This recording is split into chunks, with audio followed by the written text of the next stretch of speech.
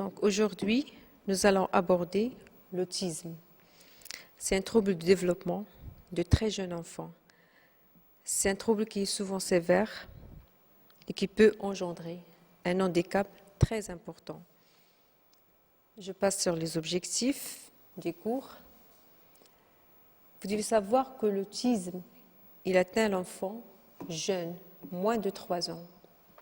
Il est caractérisé par un fonctionnement qui est déviant et ou retardé dans chacun des domaines suivants. Donc il y a soit au niveau de l'interaction sociale, au niveau communication et au niveau comportement.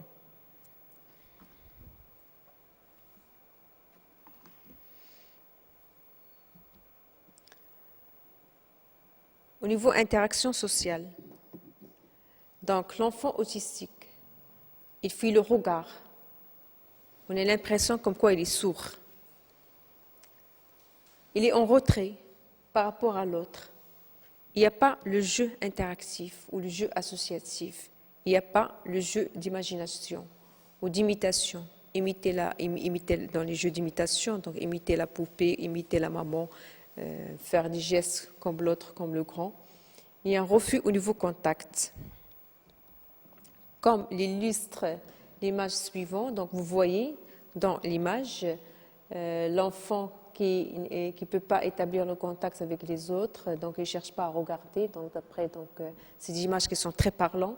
Vous voyez donc l'enfant qui manque d'intérêt par rapport aux autres au niveau de l'image.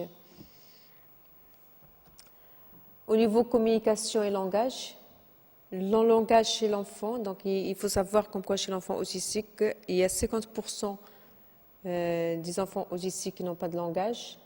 Et même quand le langage est présent, il y a beaucoup d'anomalies au niveau du langage. Le langage n'a pas cette valeur communicative. Comme vous voyez donc dans le schéma au-dessous, donc le langage soit il est absent, soit il est retardé, ou bien un langage qui est étrange dans sa forme, dans son contenu. Le langage n'est pas utilisé dans un monde communicatif avec l'autre. L'enfant, concernant donc les intérêts de l'enfant, on regarde chez l'enfant autistique qu'il y a des mouvements qui sont stéréotypés. Comme vous voyez dans l'image, c'est des mouvements bizarres, c'est des mouvements répétitifs.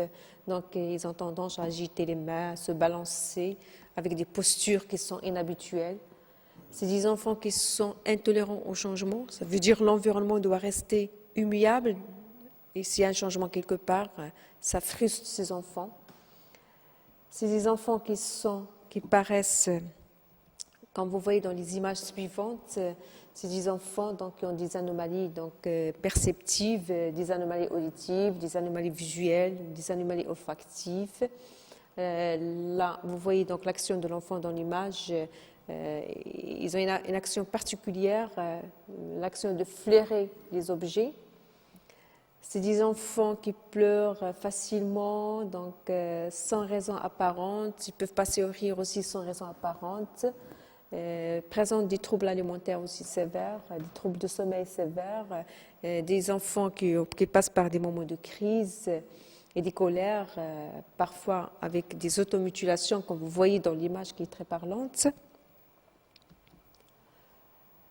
Il faut savoir que l'autisme, la prévalence de l'autisme, il est de plus en plus en augmentation. Dans le monde entier, il est de 5 pour 10 000 personnes. Ça touche les garçons beaucoup plus que les filles. Dans 80% des cas, il y a un retard mental qui est associé. Dans 25% des cas, on trouve des pathologies associées. Et les facteurs pronostiques, ça dépend du développement de langage et aussi du retard intellectuel associé.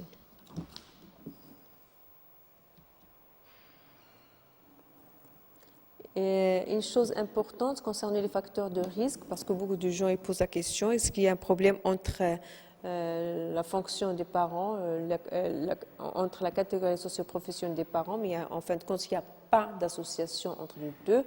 Il faut savoir qu'il y a 90% d'autisme qui est idiopathique, 80% d'autisme sont idiopathiques. Et dans 10%, il y a association avec certaines pathologies comme l'X fragile, la neurofibromateuse, la sclérose tubereuse de Bourneville, notion comme facteur de risque des complications pré- et postnatales. Concernant la génétique, pour les jumeaux monozygotes, le risque est supérieur à 90%, donc il y a un terrain génétique dans l'autisme. Comment on fait le dépistage de l'autisme chez l'enfant? Alors, il y a des recommandations. Les signes, normalement, ne sont pas spécifiques. Il y a des signes d'alerte qui ne sont pas spécifiques. Mais il faut savoir penser au diagnostic, certes, quand on a des symptômes. Ces symptômes, ils sont fréquents. Quand il y a une association de plusieurs symptômes, quand ils sont intenses et quand ils sont persistants. Alors là, il faut penser à l'autisme. C'est vrai que le diagnostic, il est difficile. Le diagnostic, il est difficile, mais il engage le pronostic parce que si l'enfant n'est pas pris précocement, donc possibilité d'avoir, comme je l'ai dit en tout début, possibilité d'avoir un handicap sévère, alors qu'une prise en charge, quand il y a un dépistage qui est précoce, l'enfant il va avoir beaucoup plus de chances pour être adapté, beaucoup plus de chances pour être bien socialisé et aussi beaucoup de chances pour l'apprentissage.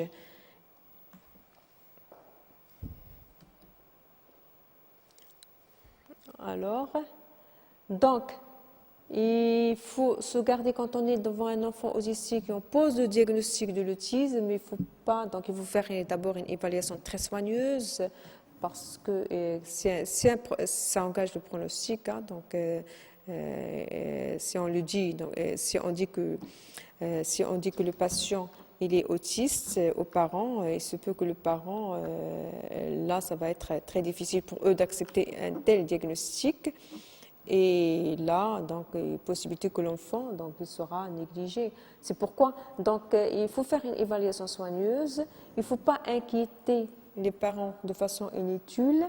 Il faut rassurer. Il faut dire aux parents, donc, surtout quand il y a des signes, donc il faut pas dire que rassurer les familles et dire voilà ça va passer. Donc non, mais il faut être quand même vigilant. Il faut expliquer aux parents les anomalies constatées, tout en montrant comme quoi cet enfant il a des compétences et ces compétences ils sont intactes et on peut même émerger d'autres compétences chez cet enfant.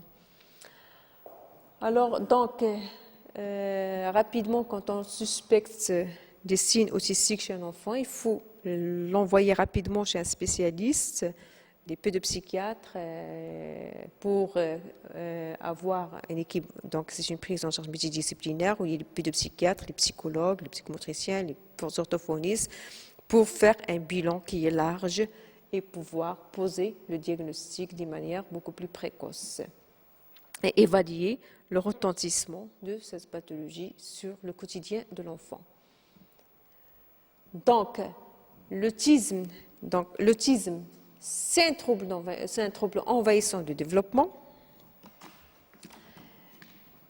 qui peuvent, donc, les anomalies peuvent se voir que ce soit au niveau de la motricité, que ce soit au niveau des perceptions, que ce soit au niveau de la communication, au niveau du développement de l'émotion de l'enfant, au niveau des comportements, au niveau des fonctions cognitives et aussi au niveau des fonctions instinctives de l'enfant. Et là, donc, peuvent être associés et possibilités, donc, ces troubles peuvent être associés à une pathologie qui est connue.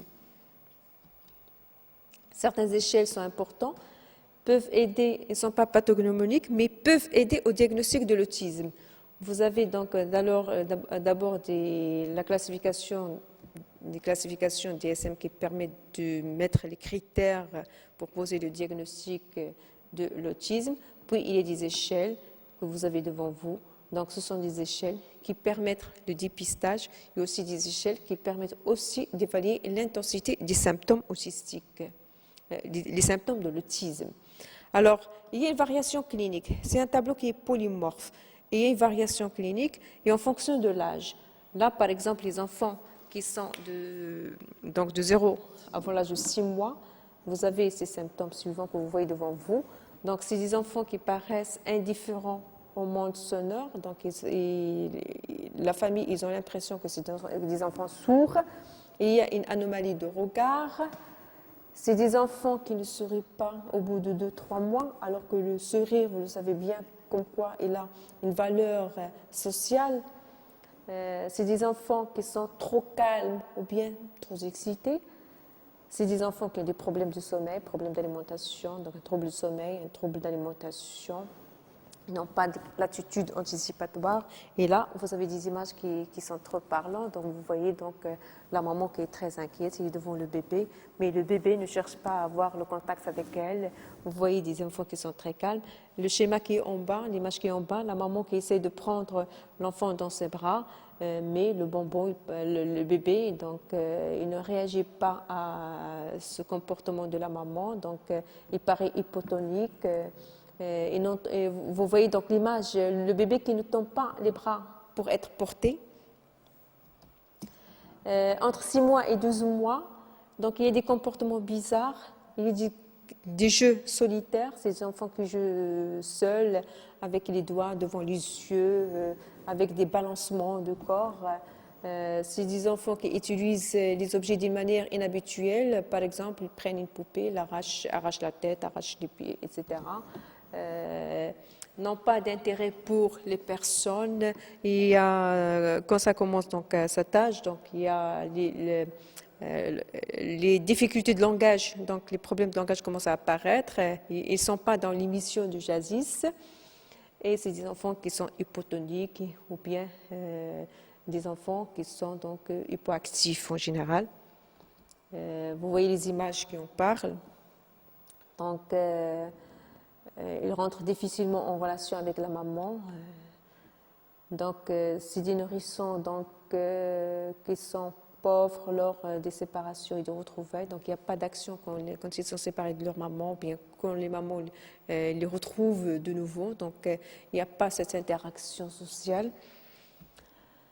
Entre 1 an et 2 ans, donc absence de langage, les jeux sont pauvres, il y a stéréotypés gestuels. Les enfants sont fascinés surtout par tout ce qui est en mouvement et par les lumières. Les enfants qui peuvent avoir des troubles de marche, avec donc des enfants qui peuvent avoir des automutilations. L'image, vous voyez l'image qui illustre bien donc ces problèmes d'automutilation. C'est des enfants qui ne jouent pas, c'est des enfants qui ne pointent pas avec le doigt.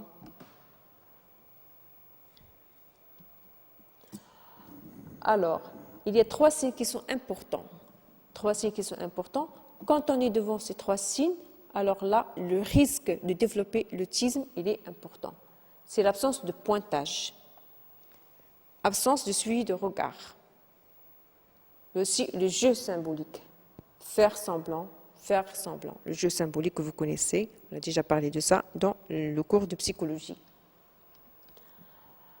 Alors, donc, l'autisme avant 3 ans et possibilité d'avoir des diagnostics différentiels, donc avec une carence affective, avec une dépression de l'enfant, avec un retard mental simple, avec des troubles sensoriels comme la surdité, avec des troubles spécifiques de langage.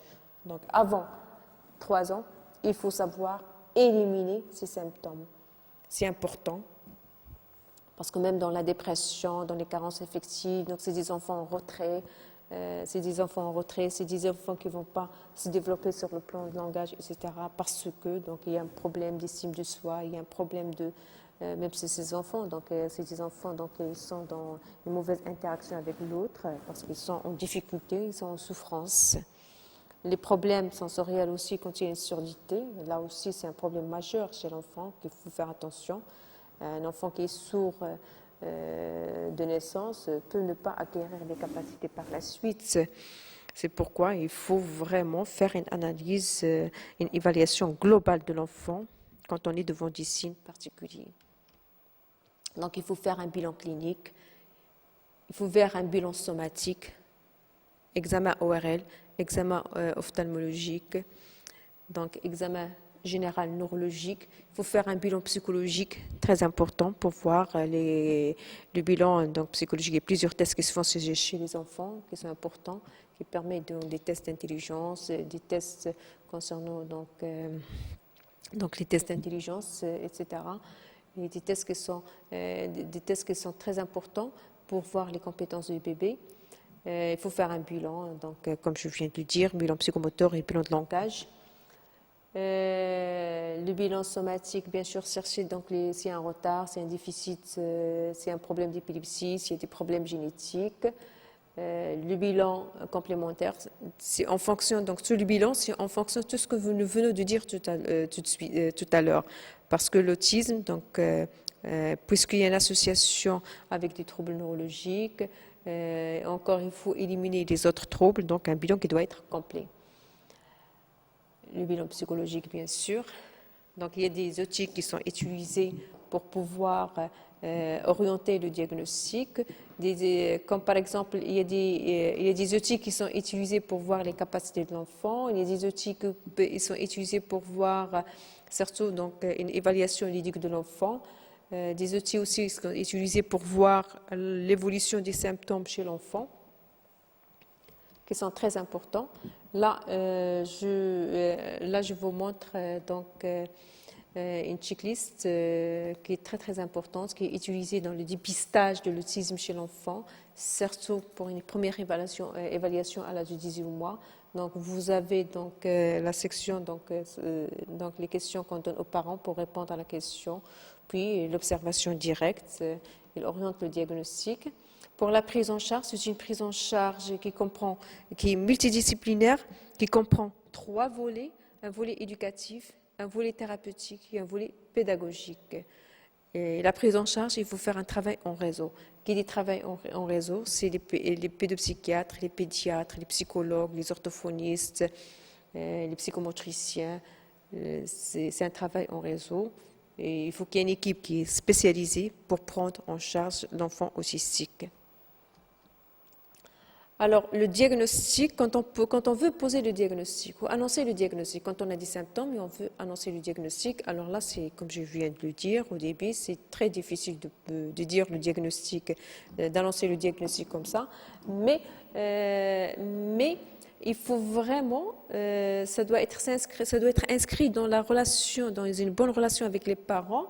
Et quand on donne le diagnostic, il faut qu'il y ait une information qui est claire, il faut expliquer les symptômes, il faut que l'information soit accessible aux parents et il doit être adapté. Il y a des parents qui sont très fragiles, il y a des parents qui ne vont pas accepter, donc l'information doit être adaptée. Il faut tenir compte des parents, de la réaction des parents, parce que la réaction des parents peut être rejetante si on dit aux enfants « votre enfant il est autiste ». C'est les parents, donc on peut être devant une réaction de rejet, alors que l'implication des parents dans la prise en charge d'enfants autistiques, elle est très importante. Et encore, dans l'annonce, dans la prise en charge, l'enfant autistique, il a des capacités. Il faut savoir émerger ces capacités par aider l'enfant à avoir une autonomie, donc aider l'enfant donc lui donner des moyens pour communiquer avec l'autre, c'est important. Donc, et ça, c'est le rôle des programmes psychoéducatifs. Les programmes psychoéducatifs. Alors, dans les mesures psychothérapeutiques, donc il y a des soutiens psychologiques que l'équipe doit faire aux parents avec une guidance parentale. Donc, il faut offrir quand même un cadre rassurant ou sécurisant pour la maman, parce qu'il faut lutter contre les angoisses de la maman et la dépression, surtout la maman qui sont beaucoup plus en contact avec l'enfant autistique. Il faut toujours, la famille, il souffre, donc il faut toujours faire intervenir, si c'est possible, donc un tiers pacificateur dans la relation dyade, dans cette relation dyade entre la maman et son enfant, puisque les mamans, ils dépriment quand ils voient des enfants autistiques, quand ils voient des anomalies comme ça les inquiète énormément. Il y a des prises en charge psychothérapeutiques, donc thérapie cognitivo-comportementale. Encore là, il faut encore là encore il y a des donc il y a des gens qui sont formés là-dessus, c'est les pédopsychiatres qui sont formés et il y a des méthodes, c'est très structuré, chez l'enfant et le but de ces thérapies cognitivo-comportementales, c'est qu'ils permettent de renforcer les comportements positifs chez l'enfant et extinction des conduites négatives, comme par exemple les stéréotypes gestuels, les automutilations, etc. Donc, il y a une méthode qui est très élaborée, qui est très utilisée, c'est la méthode Teach. La méthode Teach, alors c'est une approche développementale.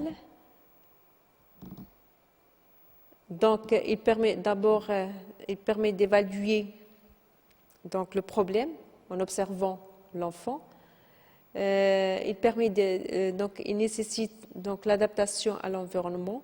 Le travail, il est individualisé. Il y a des apprentissages qui sont très structurés pour l'enfant. Il y a beaucoup de choses dans cette méthode, donc il y a des choses qu'on apprend à l'enfant de manière beaucoup plus structurée. C'est une approche qui est très positive, qui permet quand même de visualiser, de s'intéresser aux potentialités de l'enfant et accepter quelques déficits, tout en faisant améliorer le patient. Cette méthode psychoéducative, donc, ça se fait en collaboration avec les professionnels et aussi avec les parents. Donc, on fait impliquer les parents. C'est une approche globale. Donc, ça se fait alors pour les mesures éducatives et rééducatives, rééducatives, alors quelle que soit la méthode proposée, alors c'est important, la qualité de la relation avec les soignants et la famille, il est primordial et il favorise la progression de l'enfant. Donc, prise en charge multidisciplinaire, il n'y a pas que les professionnels, mais aussi les familles, ils sont impliqués dans cette prise en charge pour pouvoir avoir une réponse qui est beaucoup plus positive. Bien sûr, d'autres prises en charge en fonction des difficultés de l'enfant, comme la psychomotricité, comme l'orthophonie. Et ce qui est important, c'est qu'il faut faire, comme je l'ai dit en tout début, quand il y a une bonne prise en charge de l'enfant, cet enfant autistique, à la fin, quand il y a un diagnostic précoce, quand il y a une bonne prise en charge en tout début, donc l'enfant va acquérir sa capacité. Donc, il y aura plus de chances pour les chances d'adaptation, les chances de socialisation et aussi d'apprentissage qui vont être beaucoup plus grands. Alors, pour les mesures pédagogiques, donc c'est possible que l'enfant autistique puisse avoir une scolarité normale. L'école aussi, c'est un relais de socialisation et aussi c'est un relais éducatif. Concernant les traitements peuvent avoir leur place. Utilisation des épileptiques quand il y a un problème d'épilepsie, donc vitaminothérapie, les neuroleptiques quand il y a des problèmes sédatifs ou incisifs, quand il y a des problèmes de troubles de comportement qu'on n'arrive pas à gérer. Les antipsychotiques aussi trouvent leur indication, mais en général chez l'enfant, les traitements psychoéducatifs, ils sont en premier lieu. Alors, les traitements pharmacologiques, ils sont utilisés quand il y a vraiment des troubles de comportement majeurs. Donc, les facteurs pronostiques, parce que la question qui se pose, quel est le devenir de l'enfant? Alors, il y a des facteurs qui sont liés à l'absence de déficience intellectuelle, à l'apparition de langage, parce que si langage, il y a des facteurs pronostiques. Donc, s'il n'y a pas parce qu'une déficience intellectuelle, quand même, ça aggrave le pronostic. Absence de langage, ça aggrave le pronostic. Mais quand le langage est là, quand il n'y a pas une déficience intellectuelle, le pronostic il est beaucoup meilleur. Il y a des facteurs qui sont liés à l'environnement. Il y a des facteurs qui sont en rapport avec un diagnostic précoce, avec la prise en charge, avec le soutien familial. Tout cela. Donc, il y a un ensemble des éléments qui jouent un rôle important dans le pronostic évolutif de l'autisme. Enfin, à long terme, on peut avoir 20% d'insertion, développement de notre possibilité de développement d'autonomie, l'évolution plus sévère possible, évolution vers une schizophrénie aussi reste possible. Merci.